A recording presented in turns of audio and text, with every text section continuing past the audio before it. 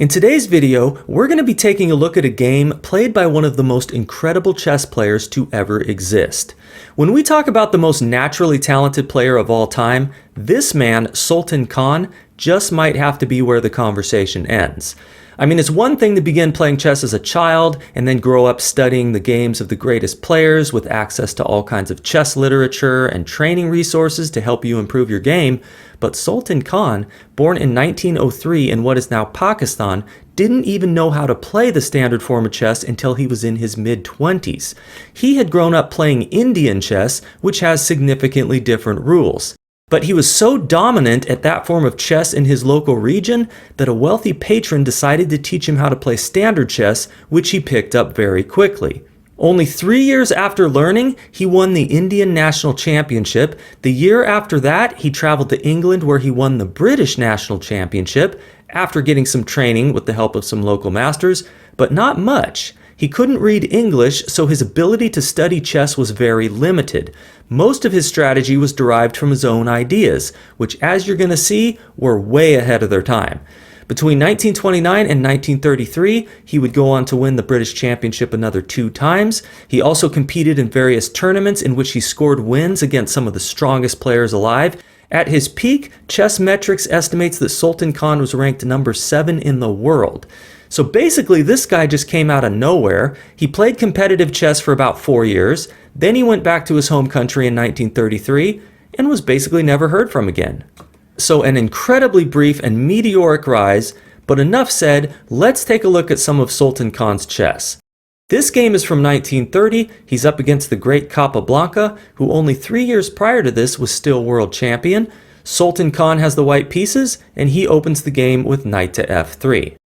Capablanca responds knight to f6, and after d4, we get an early b6, known as the pseudo-Queen's Indian defense, which soon transposes into a regular Queen's Indian defense with the moves c4, bishop to b7, knight to c3, and e6. At which point, we get a fascinating move from Sultan Khan with a3, which at the time of this game was basically unheard of. In my database, I could only find 3 examples of this move ever being played prior to this game, out of 140 games that reached this position. This move a3 didn't really start to catch on until the early 1960s when Petrosian started to popularize it, which is why it's now called the Petrosian variation. So just how good is this move? Well, it's now the number 1 move played in this position at the highest level, and it's the number 1 choice of Stockfish. So that's about as good a resume as a move can have, and it serves as stunning evidence of just how far ahead of its time Sultan Khan's chess was. So incredibly advanced opening play here by Sultan Khan. Capablanca continues d5, we have c takes d5, to which black could respond knight takes d5, keeping the long diagonal clear of pawns for his light squared bishop, but Capablanca instead opts to maintain his central pawn presence with e takes d5, with a lot of nice control over the e4 square, where he'll soon plant a knight. So pros and cons here for black. Both recaptures are quite playable. Play continues bishop to g5, pinning the knight to the queen, getting outside the pawn chain that will be formed on the next move after bishop to e7 with e3, freeing the light squared bishop. We have castles, bishop to d3, and now knight to e4, stabling that steed on the beautiful e4 square, with a triple attack on the g5 bishop. White has several playable responses, including bishop takes e7, but Sultan Khan realizes that that would just help black develop his queen to a nice square with queen takes e7, further supporting his knight. So he plays a better move, probably the best move, bishop to f4, eyeing the c7 square, which is a sensitive point in black's position, as we're about to see. After Capablanca's knight to d7, Sultan Khan continues queen to c2, increasing the pressure on the e4 knight, attacking it with 3 pieces. Now it might look most natural to defend with knight d to f6, but this would actually drop a pawn to bishop takes c7, queen takes c7, and knight takes e4, with a discovered attack on the undefended black queen. And if queen takes c2, we got the in-between move knight takes f6 check, bishop takes f6, and bishop takes c2 when white emerges a pawn to the good, with a winning position. Capablanca, in the game, realizes that the only good way to defend his knight is with the move f5. Sultan Khan now plays another strong move, knight to b5, attacking the c7 pawn with 3 pieces, to which black has no ideal defense. If the pawn is pushed, then there's knight to c7, hitting the rook on a8, followed by knight to e6, forking queen and rook. The engine is actually recommending to sacrifice the pawn with the move g5, for which black's aggressive kingside expansion will give him some compensation, but Capablanca decides to try bishop to d6, giving up the bishop pair to knight takes d6, while gaining a pair of doubled isolated pawns with his recapture c takes d6. This is not known to be a very good pawn structure. In fact, it's quite the opposite. However, Capablanca is prepared to make the argument that he has ample compensation in the form of his excellently supported knight on e4 and all of the central control that these doubled pawns are now exerting. Sounds compelling, but the engine disagrees, saying that black already has a dead lost position which can best be exploited with a powerful, way ahead of its time AlphaZero style move that Sultan Khan now plays. Pause the video if you'd like to try to guess what that move is. White's strongest move, now played by Sultan Khan, is h4. This is the kind of thing that we see Magnus Carlsen and other elite players doing all the time today, especially since AlphaZero came along and showed just how effective these pawn pushes on the wing can be, but back in the 1930s, this was just not how things were done. Leaving one's king in the center in favor of this early expansion on the wing was still a pretty alien concept, and it's another stunning example of the futuristic strategy that Sultan Khan had somehow developed all on his own. So what does this move h4 actually do? Well, for one thing, it supports the move knight to g5, which will come with the threat of knight to e6, forking queen and rook, while also making possible the move f3 to kick black's knight out of e4. Now, black is never going to want to capture the knight on g5, since that would allow h takes g5, opening the h1 rook's eyes towards the black king. That would not be good. h4 also discourages black from expanding with g5 at some point, which could be very good for him, if not for h takes g5, again opening the h-file. Capablanca responds to this odd-looking move with the very natural rook to c8, attacking the white queen, which goes to b3. This is not the most accurate move though. Better would have been queen to e2, guarding the e3 pawn. And I'm going to just very quickly show you an engine variation not played in the game that demonstrates why. It goes knight d to f6, knight to g5, queen to e7, f3 kicking the knight from e4, which would be totally winning for white if not for the move knight to g3, when because white's e-pawn is not adequately defended, bishop takes g3 can be met with queen takes e3 check, followed by bishop to a6, attacking white's bishop, which is pinned to the queen. All the relevant details of which we don't have time to fully explore, but suffice to say, white will need to give the piece back, leaving him with only a slight advantage. Okay, let's get back to the game, where after the inaccurate queen to b3, Capablanca returns the favor, failing to play his best move knight d to f6, instead opting for the immediate queen to e7. This allows white to regain a crushing advantage with the move knight to g1, planning f3 while preparing to block any future queen takes e3 check, as in the variation we just looked at, with knight to e2, which also guards the c1 square against an infiltration by black's rook defended by the queen. So I know we're getting pretty deep into the weeds here, but these kinds of engine-y details are really the only way to explain why knight to g1 is the best move here.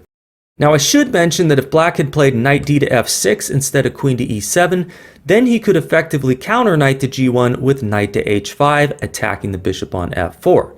But here, Sultan Khan plays the inferior knight to d2, which makes life just a bit too easy for black, since after knight d to f6, now played by Capablanca, black no longer has to worry about his knight on e4 getting trapped with the move f3 from white, because now he can just take on d2 whenever he wants to.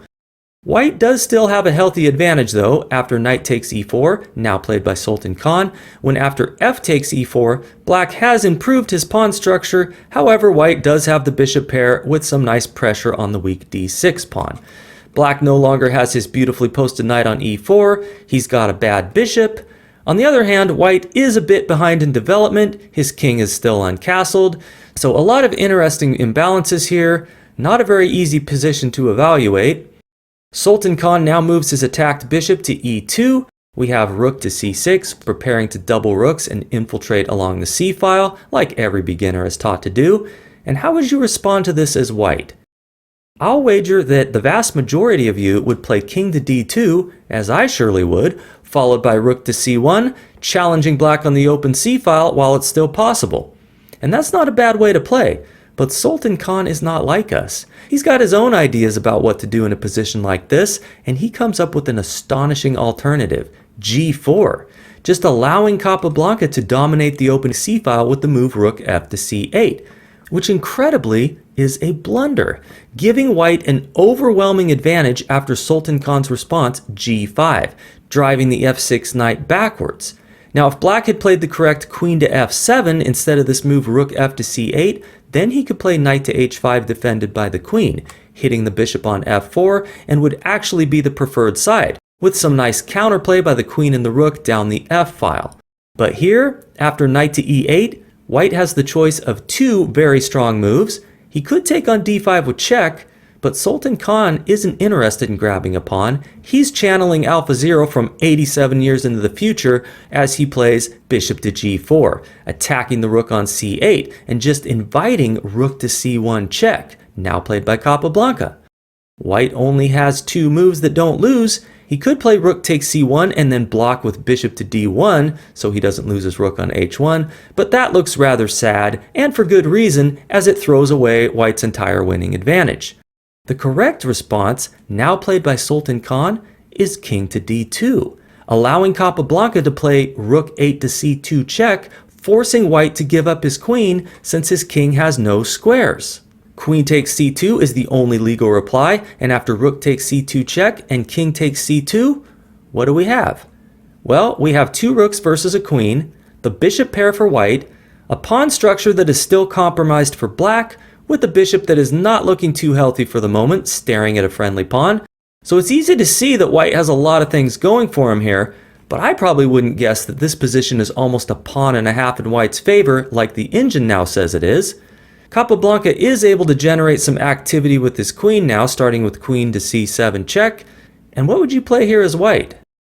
The correct move, not played by Sultan Khan, is king to b1, with the idea of going to a2, the point of which can be seen after what's played in the game, king to d2, which quite possibly throws away the win, after Capablanca's very strong reply, queen to c4, ready to meet rook to c1 with queen to d3 check, driving the king to e1, after which black can set up a troublesome queen and bishop battery with bishop to a6 to harass the white king.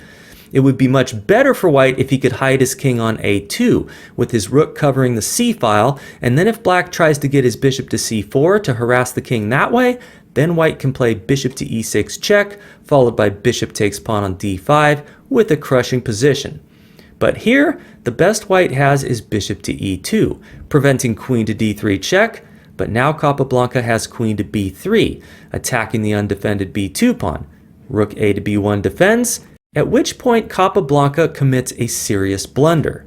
What he needs to do is get his light squared bishop active while he can with the move bishop to c6 followed by bishop to b5, looking to trade it off for white's bishop, which is defending these weak light squares.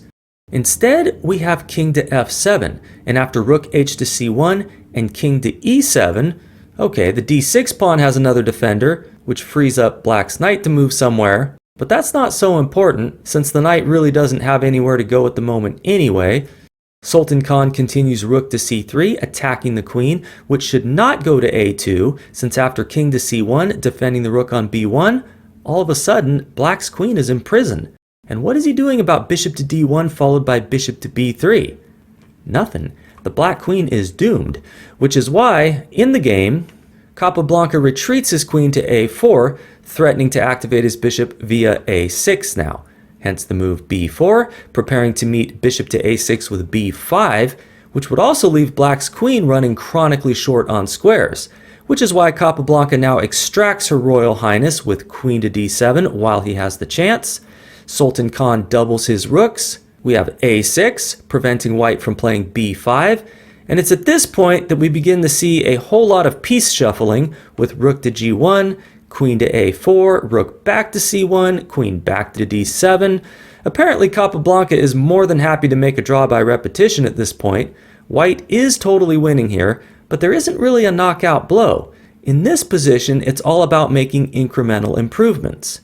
Play continues h5, king to d8, rook 1 to c2, we have queen to h3. Black doesn't have a lot he can do here. His bishop has no moves. Bishop to c8 would just lose to rook takes c8.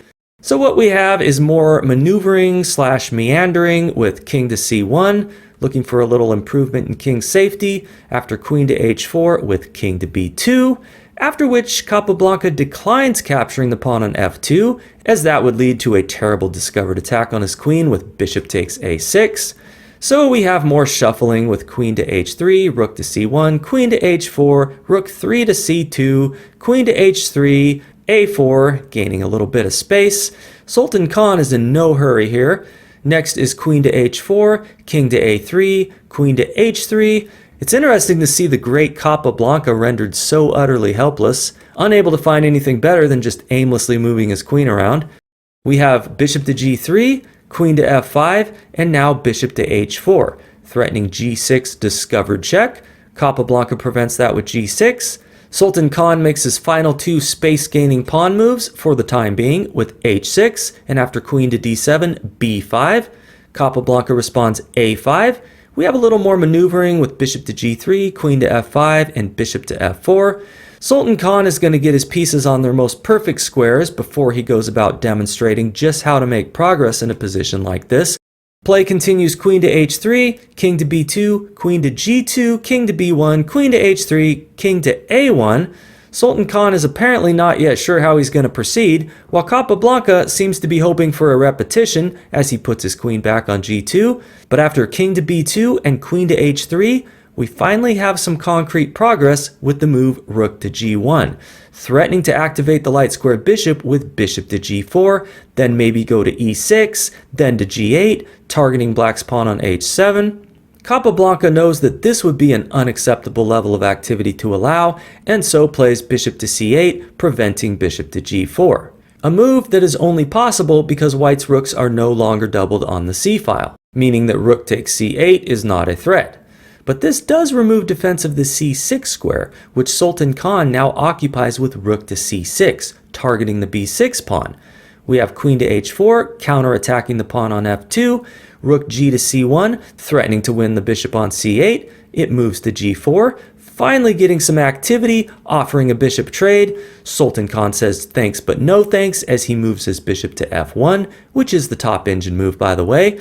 And this sets a little trap for Capablanca, since if he were to take the pawn on f2 with check, then after rook 6 to c2, one way or another, his queen is going to be trapped. I'll leave that for you to work out if you'd like, but what's played in the game is queen to h5, looking to play bishop to e2 and trade off white's important defender of his light squares. If black's queen can get into e2, then that would basically be the end of white's winning advantage. There'd be just too many troublesome squares and checks available to black's queen. It could post up on d3, and if white's not careful, it might find its way into b4. That would be very bad. So Sultan Khan just keeps it simple and plays rook to e1, covering e2. There will be no bishop trade on that square, and so no quick entry to the queen side via that square by the black queen. Capablanca now tries queen to h1, pinning the bishop to the rook. Maybe he'll attack it further with bishop to h3. Sultan Khan immediately addresses that with rook e to c1, unpinning his bishop. The queen goes back to h5, once again threatening bishop to e2. But this time we have king to c3, planning to meet bishop to e2 with king to d2, allowing the bishop trade but keeping the black queen out of e2. So seeing that bishop to e2 is not really going to get him anywhere, Capablanca decides to try queen to h4, once again attacking f2. This time it's defended with bishop to g3, removing defense from the g5 pawn, which now falls to queen takes g5. I don't think I would have allowed this. Now the h6 pawn is under fire, but does Sultan Khan defend it with bishop to f4? Nope. He just plays king to d2, reconnecting his rooks, at which point Capablanca doesn't even take the pawn on h6 and instead plays queen to h5. Not really sure why, but it doesn't really matter. Black is losing no matter what he plays. Sultan Khan now captures on b6. We have king to e7, looking to relocate the king to a safer square while adding defense to d6, which has been attacked twice for quite a while now. I think I forgot to mention that. Next is rook to b7 check, king to e6, and now here comes the b-pawn to b6. Only 2 steps away from promotion, and there's no good way to stop it. What's tried is knight to f6, adding some defense to h7 since that pawn was under attack by white's rook. Also looking for a possible knight to d7 to try to defend the b-pawn's promotion square. Sultan Khan replies bishop to b5, attacking d7 so that after queen to h3, played by Capablanca, perhaps hoping to come into f1 someday, Sultan Khan can play rook to b8, ready to push his pawn further, and ready to meet knight to d7, attacking both rook and pawn with bishop takes d7. So Capablanca does not play knight to d7. In fact, he doesn't play anything at all, because in this position, he resigns the game. There is simply no good defense against b7, followed by the rook moving somewhere and the pawn promoting. The engine is actually giving a forced checkmate in 12, which I'll go ahead and show you for posterity's sake. It goes king to f5, b7, king to g5, rook to f8, knight to h5, bishop takes d6, looking to deliver check from e7, bishop to f3, giving the king a square, rook to g1 check, bishop to g2 blocking, bishop to e2, king takes h6, rook to f7, guarding g7, bishop to f3, bishop to e7. The mating net is closing, and it's mate in 5 from here with knight to g3. The pawn promotes, queen to f8 check is coming. Black can only delay the inevitable now with knight to f1 check, bishop takes f1, queen to g3, queen to f8 check, king to h5, rook takes h7 check, king to g4, and now rook takes g3 checkmate. So there you have it, probably the most famous game ever played by the astonishingly talented Sultan Khan, who will forever be known as the brightest, briefest, and most enigmatic light in the entire chess firmament. How he was able to get so good so quickly with so little training is one of the great mysteries of his great mind. So thank you for watching. Consider subscribing to the channel if you enjoyed this content and want to see more like it on a regular basis. Hit that like button if you liked the video. That always helps support the channel, as well as leaving a comment with anything that's on your mind. And I will see you next time.